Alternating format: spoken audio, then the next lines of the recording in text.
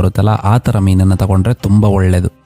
ಇಲ್ಲಿ 1/4 ಟೀ ಸ್ಪೂನಷ್ಟು ಅರಿಶಿಣ, 1/4 ಟೀ ಸ್ಪೂನಷ್ಟು ಉಪ್ಪನ್ನು ಹಾಕ್ತಾ ಇದ್ದೀನಿ. ಹಾಗೆಯೇ ಒಂದು ಅರ್ಧ ನಿಂಬೆಹಣ್ಣಿನ ರಸನ ಇದಕ್ಕೆ ಹಿಂಡ್ಕೊಳ್ತಾ ಇದ್ದೀನಿ. ನಾನು ಯಾವುದೇ ಮೀನನ್ನು ತಂದರೂ ಕೂಡ ಫಸ್ಟ್ ಮ್ಯಾರಿನೇಷನ್ಸ್ ಮಾಡಿಕೊಂಡು ಇವಾಗ 15 ನಿಮಿಷ ಮೀನು ಚೆನ್ನಾಗಿ ಮ್ಯಾರಿನೇಟ್ ಆಗಿದೆ. ಇವಾಗ ಅದಕ್ಕೆ ನಾನು ಮಸಾಲಾನ ಹಚ್ತಾ ಇದ್ದೀನಿ. ನಾನು ಮೊದಲೇ ಹೇಳಿದೆ, ಯಾವುದಾದ್ರೂ ಚೆನ್ನಾಗಿ ಮಾಂಸ ಇರುವಂತಹ ಮೀನನ್ನು ತಗೊಳ್ಳಿ, ಅದಕ್ಕೆ ಈ ಮಸಾಲ ಸಖತ್ ಸೂಟ್ ಆಗೋದ್ಮೇಲೆ ಒಂದು ಪ್ಯಾನಲ್ಲಿ ತೆಂಗಿನೆಣ್ಣೆ ಒಂದು 4ರಿಂದ 5 ಟೇಬಲ್ ಸ್ಪೂನ್ ಹಾಕ್ಕೊಂಡು ಈ ಮೀನನ್ನು ನಾನು ಫ್ರೈ ಮಾಡ್ತಾ ಇದ್ದೀನಿ.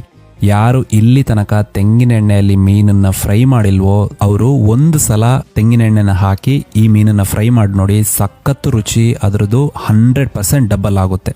ಹಾಗೆಯೇ ತೆಂಗಿನೆಣ್ಣೆ ನಿಮಿಷ ಫ್ರೈ ಮಾಡ್ಕೊಂಡಾದ್ಮೇಲೆ ನಾನು ಸೆಕೆಂಡ್ ಸೈಡ್ ಕೂಡ ಅದನ್ನು ಒಂದು 3ರಿಂದ 4 ನಿಮಿಷ ಫ್ರೈ ಮಾಡ್ತಾ ಇದ್ದೀನಿ. ಹಾಗೆಯೇ ನೀವು ಫ್ರೈ ಆದಮೇಲೆ ಯಾರಿಗಾದರೂ ತಗೊಂಡೋಗಿ ಕೊಡೋವಾಗ ಅದ್ರ ಮೇಲೆ ಒಂದು ಹಾಕಿ ಅದನ್ನು ಮತ್ತೆ ಮಸಾಲ ಫ್ರೈ ಮಾಡಿ ಆ ಮಸಾಲಾನ ಇದ್ರ ಮೇಲೆ ಹಾಕಿ ಕೊಡ್ಬೋದು, ತುಂಬ ಚೆನ್ನಾಗಿರುತ್ತೆ.